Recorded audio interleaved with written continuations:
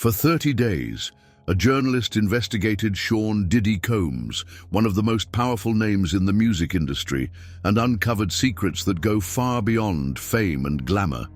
What he revealed isn't just about music. It's about a system of manipulation, control, and fear that few would dare expose. This video brings to light shocking truths that could change your view of the industry and the power behind it.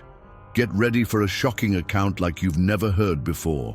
Before watching these impressive revelations, subscribe to the channel and activate the bell so you don't miss the next episodes. Stories like this need to be heard, and you don't want to miss out.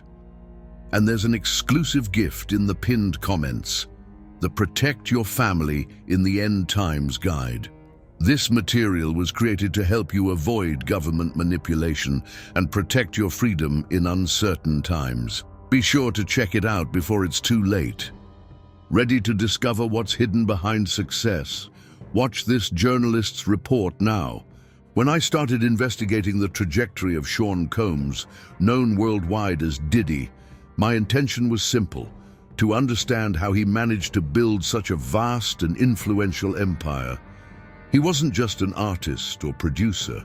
Diddy had become a cultural icon, crossing over into music, fashion, business, and even film. I wanted to tell this story, but what I discovered over the course of 30 days was something much darker than I could have imagined. The starting point of my investigation was Bad Boy Records, the record label he founded in the 1990s. At first, it all seemed like a success story, the vision of a talented man who transformed rap and R&B music into a global powerhouse. But as I started digging, uncomfortable patterns emerged. Diddy's close friends mysteriously disappeared from his life, collaborators suffered severe consequences for confronting him, and promising artists had their careers abruptly destroyed. Something was wrong, but no one wanted to talk about it. Over time, sources began to open, but always with fear. Some insisted on face-to-face meetings, away from cell phones or any other electronic equipment. They didn't trust emails, phone calls, or texts. "You don't understand," one of these sources told me. "To mess with him is to mess with something bigger." I confess that, at the time, I thought it was paranoia. Today, I know it wasn't. The first big clue came from a former Bad Boy Records employee who agreed to speak to me as long as he remained anonymous. He described how the record company was more than just a music machine. It was a carefully controlled network of influence and power. Leo contracts, intimidated artists, and a culture of fear permeated every aspect of business. He told me about gatherings that began as celebrations and ended in something more disturbing. "We called them parties," he said, "but they were more like selections. I can't say more than that, but everyone knew that getting out of those parties wasn't the same as getting in." This raised my alarm. What was Diddy selecting, and why were so many people afraid to speak out? Over the next few years, the investigation led me to stories that seemed like something out of a horror movie. There were rumors of rituals, exclusive parties where entry depended on secrecy contracts, and even carefully orchestrated blackmail against those who dared challenge his authority. I also discovered that behind the polished image and charisma, there was a network of lawyers, security guards, and political contacts ready to put out any fire or person that could threaten Diddy's image. There was a pivotal moment during these years of research that changed my perspective completely. A contact, someone who had previously worked with Diddy on humanitarian projects, handed me a folder full of documents. Among them, contracts, correspondence, and even records of financial transfers that appeared to link him to illegal operations and suspicious agreements with politicians and businessmen. "I can't have it," the source said, "but you need to know. It controls more than you realize." What I saw in these documents was not just disturbing, it was terrifying. This was not just a powerful public figure. Diddy was, in fact, the center of a web that spanned music, entertainment, and even political and financial spheres. And every thread of this web was held together by fear, manipulation, and the silence of those who knew too much. After a decade of accumulating information and testimonies, I reached a crossroads. Deciding to reveal these stories was not easy. For a long time, I hesitated. The weight of what I knew felt overwhelming, and the threats, implicit or not, were ever present. But then I realized silence only fueled the system that destroyed so many lives. I decided to speak out because I believe the public deserves to know. The atrocities I have discovered over these years cannot be swept under the rug. Someone needs to stand up against this, and right now, that someone is me. My investigation into Diddy began with innocent curiosity.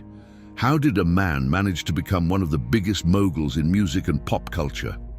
Bad Boy Records was synonymous with success, and Diddy seemed to be at the center of it all. He was a visionary who turned talents into stars and trends into global movements. But the deeper I delved, the more I realized there was something behind the glow. The first steps were simple: interviews with former collaborators, research on public contracts, and analysis of previously published reports about his rise. What caught my attention from the beginning were the silences.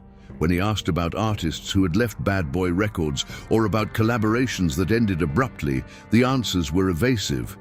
Some simply shook their heads and said, "It's better not to talk about it." Others suggested I should look elsewhere. "Diddy is untouchable," I heard over and over again. However, some stories began to stand out.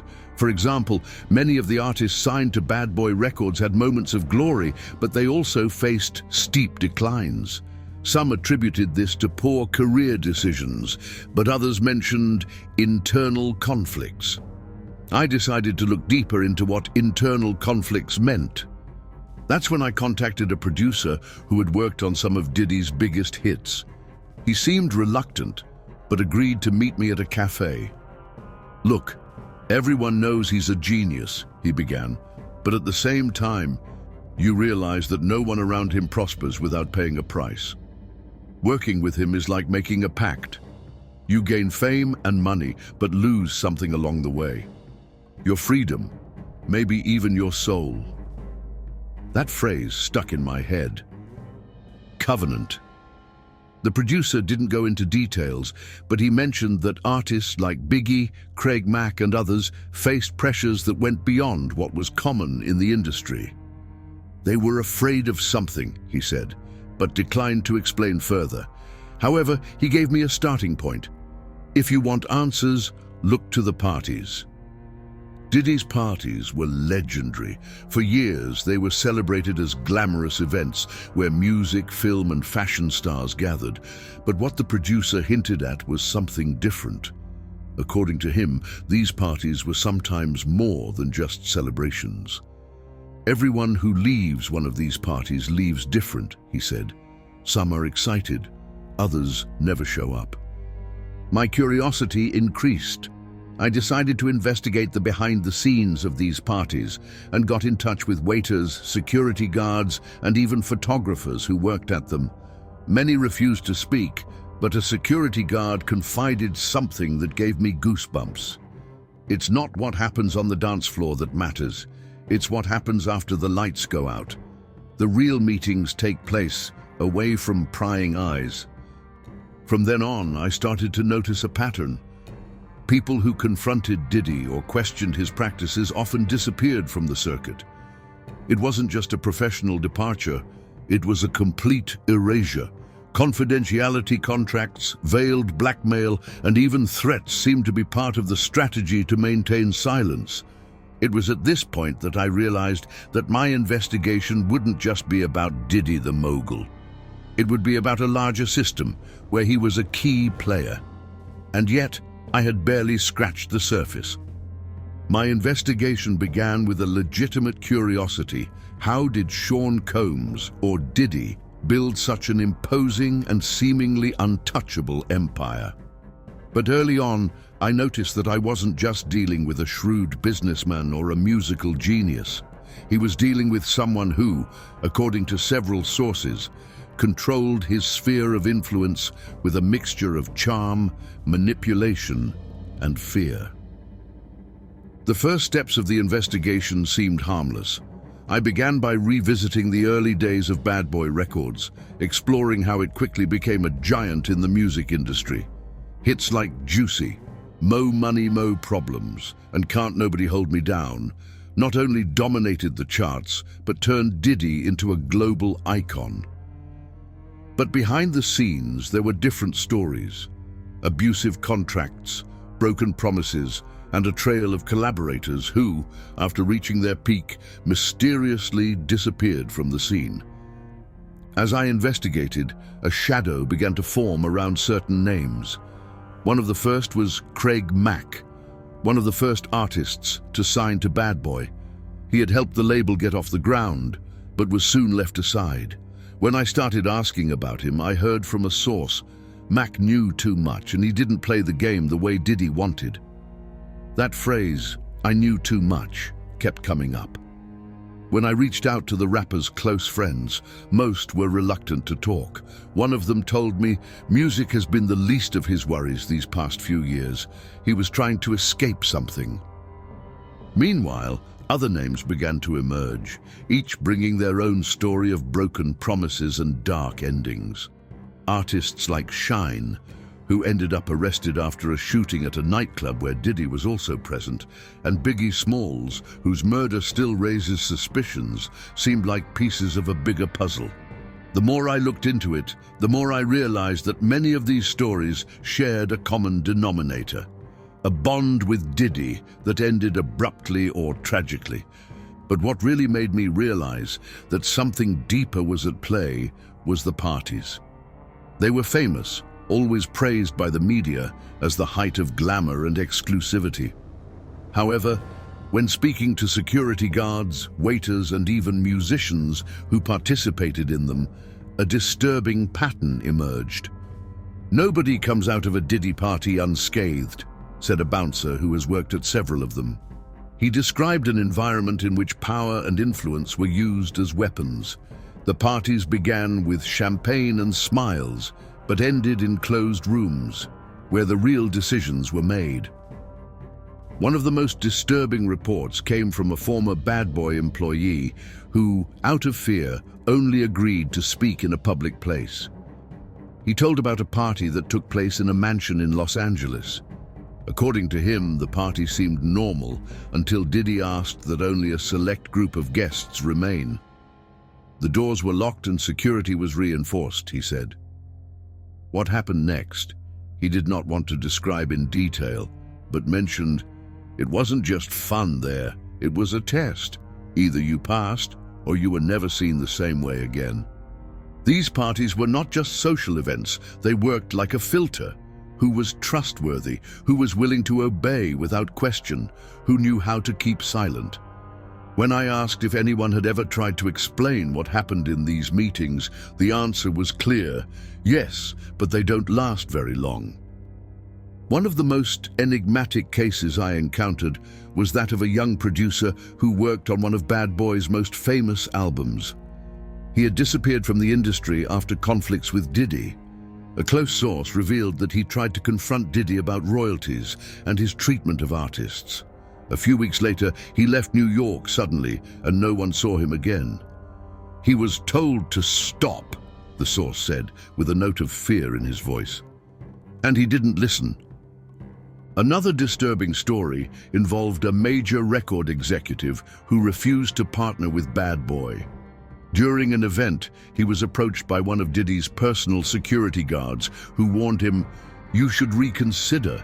It's not healthy to be against him." Months later, the executive lost his position, apparently for personal reasons. But an inside source claimed that he had been the target of a coordinated effort to destroy his reputation. The deeper I went, the more I felt like I was messing with something dangerous. Diddy's figure was not just that of a tycoon or a businessman.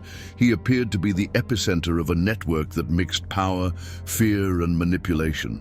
I knew I was just beginning to discover what was really behind his meteoric career, but already the shadows were getting darker and closer. In the early years of my investigation, Diddy's story still seemed like a modern fairy tale. The ambitious young man who rose from the streets of Harlem to become one of the most powerful men in the entertainment industry. But the more I investigated, the more I realized that the glow of success hid shadows that no one dared to mention. The first concrete clue that something was wrong came during a conversation with a former Bad Boy Records employee. He had worked directly with Diddy in the label's heyday and witnessed the inner workings of the company up close. When I asked about his experience, he paused for a long time before saying, "Bad Boy wasn't just a record label, it was a power game, and no one won but him." He described a culture of absolute control, where even the most successful artists were treated as disposable. One of the clearest examples was the treatment given to Craig Mack. His hit, Flava in Ya Ear, was one of the biggest hits of the label's early days, but Mack was soon sidelined when the notorious B.I.G. began to gain prominence. According to the source, this wasn't just a business decision, it was a message. Diddy always made it clear that he was the boss, and anyone who challenged him would pay the price. Another example came with Shyne, the rapper who was sentenced to 10 years in prison following a 1999 nightclub shooting where Diddy was also present. The source claimed that Shyne was used as a scapegoat to protect Diddy's reputation. He had to be the hero of the story, the clean man. If it meant sacrificing someone, he would do it without thinking twice. This seemed to be a constant in his career. Diddy always came out unscathed, while others paid the price. But the shadows weren't just limited to the record company or the artists. I started hearing rumors about private parties thrown by Diddy, which were reputed to be much more than just celebrations. "You never know what you're going to see there," said a security guard who has worked several of these events. According to him, the parties were divided into two parts: the public, full of glamour and famous guests, and the private, where only a select group was allowed. It was like there were two worlds, what the public saw and what actually happened. The same security guard described a party in Miami, where after the main event, a small group of guests were taken to a separate location.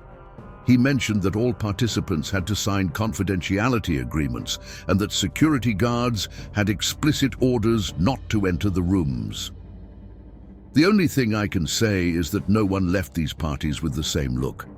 Some people were never seen again. My investigation also began to reveal troubling patterns about artist contracts. Many of Bad Boy's deals included unusual clauses that essentially gave Diddy complete control. A music industry lawyer who reviewed the documents I obtained commented, "These contracts are less about protecting the record company and more about making sure no one gets out without paying a high price." This explained why so many artists who left Bad Boy faced difficulties continuing their careers. Not only did they lose financial support, appeared to be deliberately sabotaged.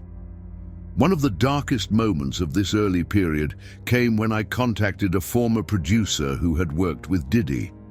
He described an episode in which Diddy allegedly confronted an artist who wanted to leave the record label. It was in a closed room. They argued for hours, and in the end, the artist left crying. Diddy just smiled and said, "He'll be back. They always come back." Shortly thereafter, the artist signed a new record deal, but his career never recovered. Another source told me about blackmail rumors involving videos and recordings taken at private parties. According to this source, Diddy maintained a file with compromising materials from several influential people. That was how he ensured loyalty. It wasn't just money or contracts, it was fear. When I asked if there was evidence of this, the answer was direct. "If you try to find it, you will be signing your sentence. Some things are better left hidden." These first clues began to form a disturbing picture. Diddy's success seemed to come not just from talent or hard work, but from a combination of relentless control, manipulation, and a system of power that he masterfully mastered. More than a tycoon, he seemed to be the center of a shadowy network where all the threads led back to him. It was during a summer night in Los Angeles that my investigation took a dark and unexpected turn. Up until that point, I had been putting together pieces of the puzzle: suspicious contracts, stories of sabotaged artists, and parties shrouded in mystery. But nothing prepared me for what I would witness that night. I received an unexpected invitation from a contact within the industry. He knew I was investigating Diddy and said there was something I needed to see. "Go to the party," he said, "but be discreet. Don't trust anyone, and for God's sake, don't stay until the end." Against my instinct, I accepted. If there was something deeper going on, I needed to be there to understand it. The party was in a luxurious mansion in Beverly Hills, a setting worthy of a movie. Upon entering, I was greeted by a spectacle of opulence. Celebrities roamed freely, expensive drinks flowed like water, and music echoed in every corner of the house. At first glance, it was exactly what I expected, a glamorous event designed to showcase Diddy's power and prestige. But as I watched, I began to notice details that made me uncomfortable. First, there was security. Men in black suits and stern looks were positioned at strategic points, not only to protect, but to monitor. They seemed more interested in the guests than possible intruders. Then there was the energy in the environment. Behind the laughter and conversation, there was a palpable tension, as if everyone knew something I didn't. As the night progressed, I noticed that the guests were being divided. A larger group remained in the main area, while smaller groups were discreetly led to another part of the mansion. I followed one of these groups at a distance, but was quickly stopped by a security guard who stared at me and said, "This area is not for you." The tone of his voice was firm, but there was something more, a silent warning. I walked back to the main area, trying not to arouse suspicion, but something inside me knew there was something going on beyond what I could see. It was then that my contact approached. He was visibly nervous. "You can't stay here. Leave now before they realize you don't belong here." I asked what was going on in the other rooms, but he just shook his head. "That's not something you want to know." Disobeying his advice, I continued to watch. A short time later, I noticed Diddy, surrounded by a small group of people, walking down a staircase that led to the lower floor of the mansion. The security around him was intense, and the guests following him seemed nervous but resigned. Something was happening down there, something no one wanted to come to the surface. Taking advantage of a moment when security was distracted, I decided to explore. I found a hallway that led to the lower floor. The air here was different, colder, heavier, almost oppressive. As I approached a partially open door, I heard voices. These were not normal conversations. It was a low murmur, almost like a chant. My heart raced. I pushed the door lightly, enough to peek out. What I saw left me speechless. Inside the room, there was a central table surrounded by a group of people. Some I recognized as prominent industry figures, others were unknown. In the center of the table was a shiny, almost hypnotic object that reflected light in a way that seemed impossible. Diddy was standing at the front of the group, speaking in a low but authoritative tone. I couldn't understand every word, but something about the tone seemed ritualistic. It was at that moment that I felt a firm hand on my shoulder. I quickly turned around and came face to face with a security guard. "You shouldn't be here," he said in a low but threatening voice. Before I could respond, I felt a sharp blow to the side of my head. Everything went dark. I woke up hours later in an alley, miles away from the mansion. My things were intact, but my body was shaking. I didn't know how I had been brought there, but one thing was certain: they knew I was investigating and wanted to send me a message. What I had seen that night was just a glimpse of something much bigger, something that Diddy and his network would do anything to protect. After that night in Los Angeles, everything became clearer. What I was investigating wasn't just about Sean Combs or Diddy, but a carefully structured network that went far beyond music and entertainment. It was a system of power that connected influential people in different industries, and that used fear and manipulation to protect their darkest secrets. I started putting the puzzle together from the people who worked directly with Diddy over the years. Many had similar stories: strict confidentiality agreements, clauses that prevented them from working at other record companies for years, and payments that mysteriously disappeared when someone decided to break their silence. These practices created an atmosphere of complete control. Everyone who entered Diddy's orbit seemed inevitably trapped within it. One of the most emblematic examples was that of Shine, the rapper who took the blame in a 1999 New York nightclub shooting case in which Diddy was also present. According to a source close to the case, Shine was pressured to accept responsibility while Diddy walked away unharmed. He had the best lawyers, contacts in the police, and even in the prosecutor's office, said the source. He knew how to manipulate the system to ensure his reputation remained intact. That was just the tip of the iceberg. I discovered that Diddy maintained a network of lawyers and consultants ready to act at a moment's notice. These professionals were responsible for cleaning up any scandals before they reached the press, or ensuring that those involved remained silent. But it wasn't just money he used to control people. There was something more: blackmail. An anonymous source who worked as security at Diddy's private parties revealed that he often hosted events where hidden cameras recorded everything. It wasn't just about fun or wild parties, he explained. It was about power. He filmed people in compromising situations to ensure they could never turn against him. According to this source, several of these recordings included influential figures from Hollywood, politics, and even the media. One particularly dark case involved an executive at a rival record label who refused to partner with Bad Boy Records.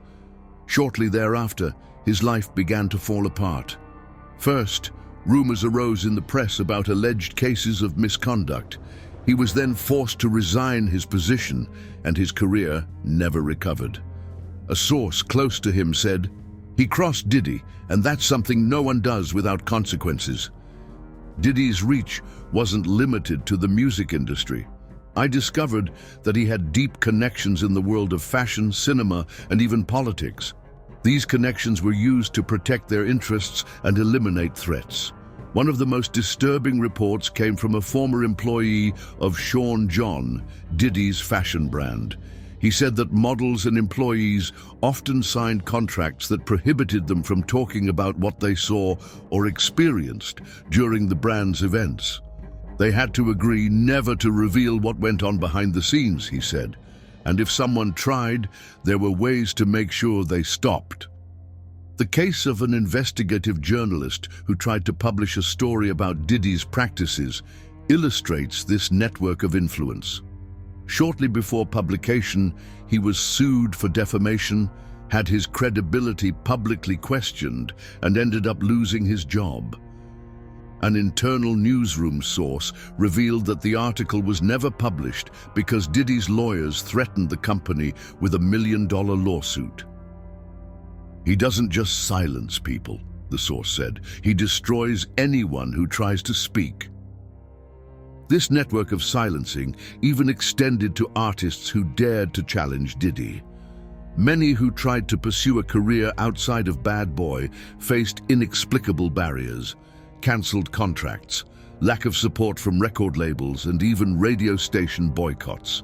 A former producer summed it up best: "If you're not with him, you're against him, and no one survives being against him." But what haunted me most was the feeling that everyone around Diddy knew what was happening but was too scared to speak out. They carried a look of resignation, as if they knew there was no way out. When I confronted a source about this, she just responded, "He's bigger than any of us. He's got the system on his side." This system, I realized, was a well-oiled machine that mixed money, power, and fear. And the more I discovered, the more I understood that exposing this network could be an impossible or fatal task. My investigation had led me to several stories about Diddy's exclusive parties, but one in particular stood out. It was often called the Forbidden Party by those who worked behind the scenes. Unlike other luxurious and public events organized by him, this party was shrouded in mystery. It took place rarely, in secret locations, and only a select group of guests were allowed. The stories I heard about those nights seemed like something out of a horror movie, but there was consistency in the reports. What happened there went far beyond fun. I was informed that one of these parties was about to take place at a secluded mansion on the outskirts of Miami. One of my contacts, a former security guard who had previously worked at events organized by Diddy, managed to get me an invitation. He warned me, "You don't want to know what happens in there, but if you decide, stay away from the restricted areas and never touch what isn't yours." His words made me apprehensive, but curiosity was greater than fear. The party started like any other: extravagant lights, celebrities everywhere, loud music, and an opulent buffet. At first, it seemed like a normal celebration, like the dozens of others Diddy had organized over the years.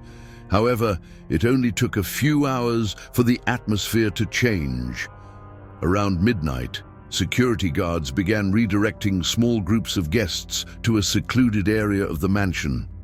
No one knew what was happening there, but the murmur among the guests indicated that it was part of something bigger.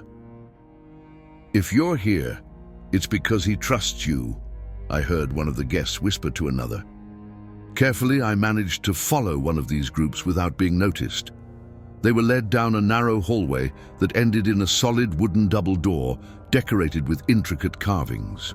The doors were guarded by security guards who seemed even more tense than the others around the party. It was as if they knew that inside was something that could not be exposed to the world. After a few minutes, the door closed and I was left outside, hearing only muffled murmurs.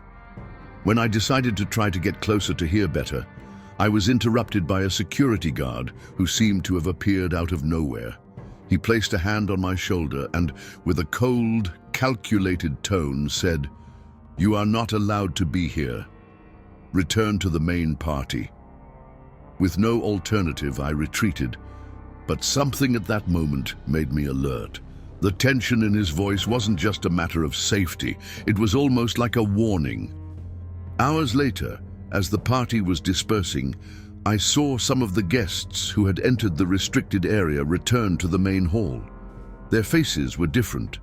They looked haggard, as if they had seen something they could not understand or forget. Some avoided eye contact, while others seemed nervous, almost paranoid. One figure in particular caught my attention: a major record executive who had disappeared from the spotlight in recent years. He seemed distraught and left the mansion without saying goodbye to anyone. That's when my contact, the former security guard, approached me. He was pale and seemed tense. "I warned you not to get too involved," he whispered. I asked what had happened behind the doors, but he just shook his head. "I can't tell you. All you need to know is that once you're in, there's no way out." Over the next few days, I tried to contact some of the people who had attended that night.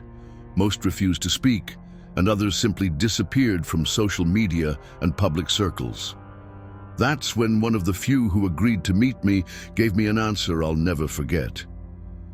"Do you think this is just about music and parties? Diddy is bigger than anyone realizes. What you saw was just the surface. Those who enter his circle have to pay the price, and some pay with more than money." This encounter reinforced what I already suspected. These parties were not just social events. They were rituals of control, moments when alliances were sealed and secrets were kept through fear or blackmail. And Diddy wasn't just the host, he was the conductor of the entire show. As I investigated Diddy's network of influence, I began to notice a disturbing pattern, a growing list of people who had abruptly disappeared from his orbit.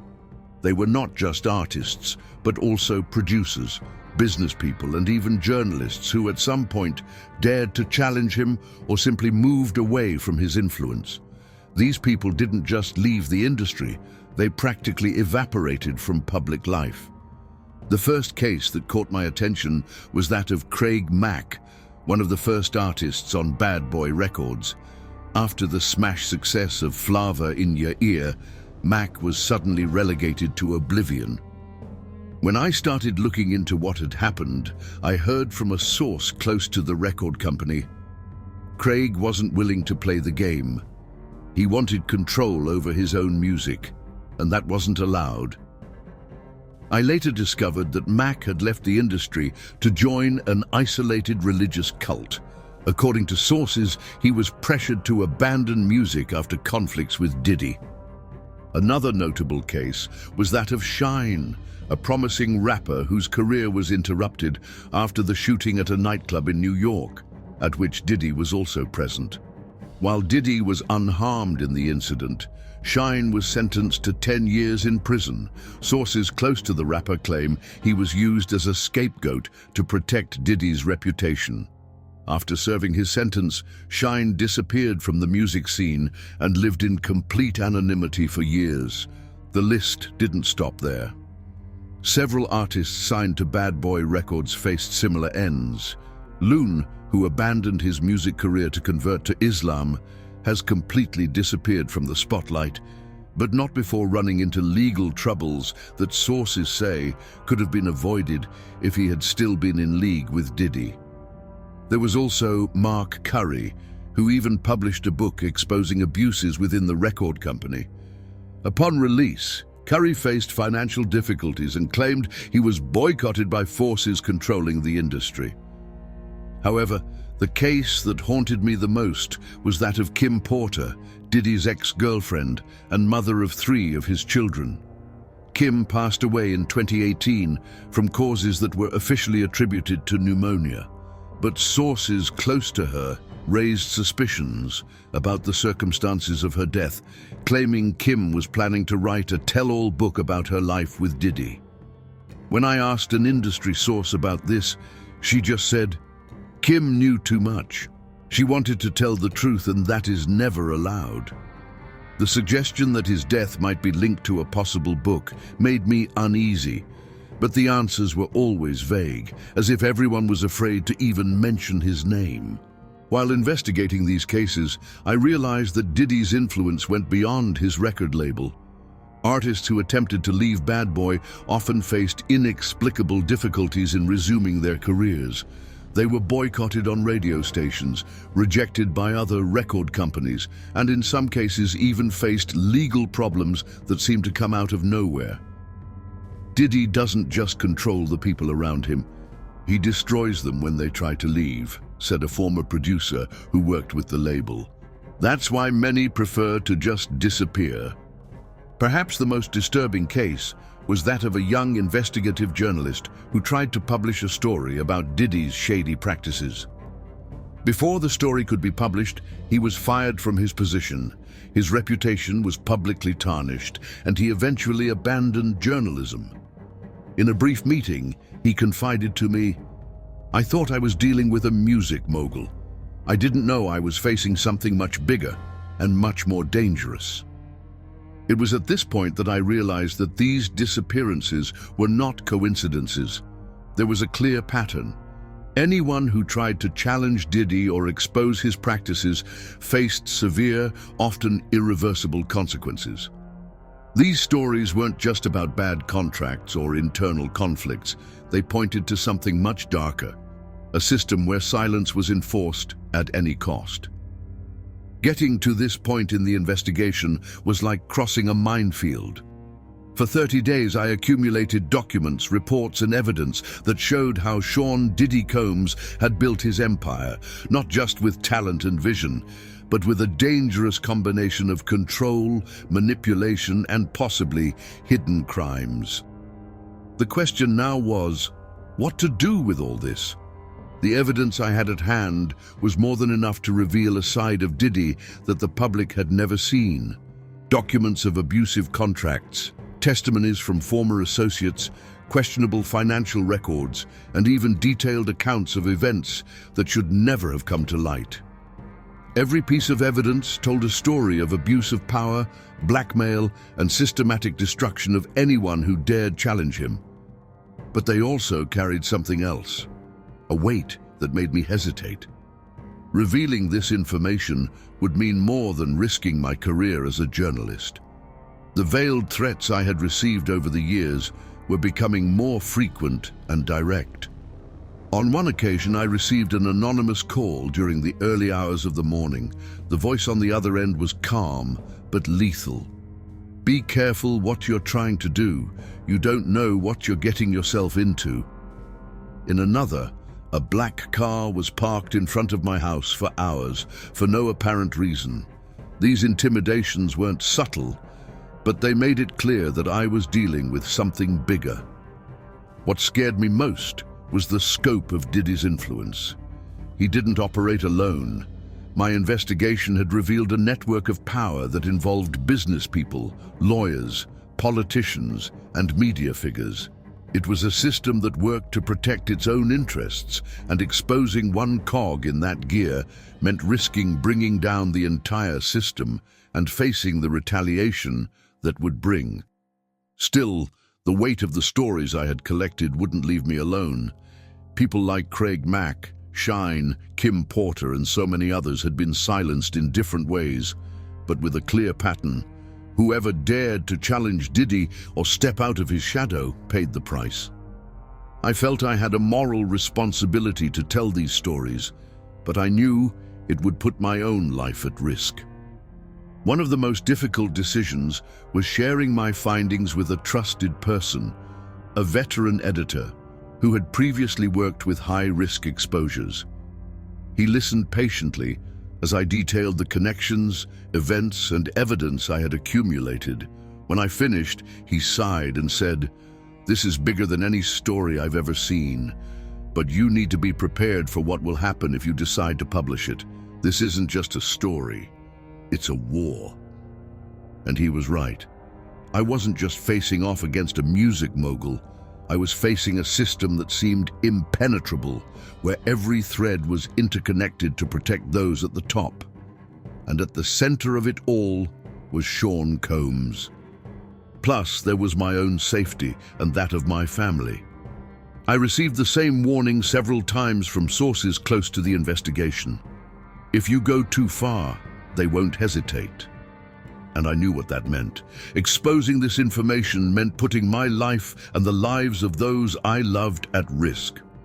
But remaining silent made me complicit in a system that destroyed so many others. It was an impossible dilemma, choosing between truth and security. Every decision seemed to have too high a price. Some nights, I woke up sweating, with the echo of stories and threats in my head. Other times, the outrage over all the ruined lives consumed me, and I felt like I had no choice but to move on. In the end, I realized that the decision was not just mine. Revealing the truth would require support, not just from a team of journalists, but also from lawyers, activists, and others who were willing to stand up to this system.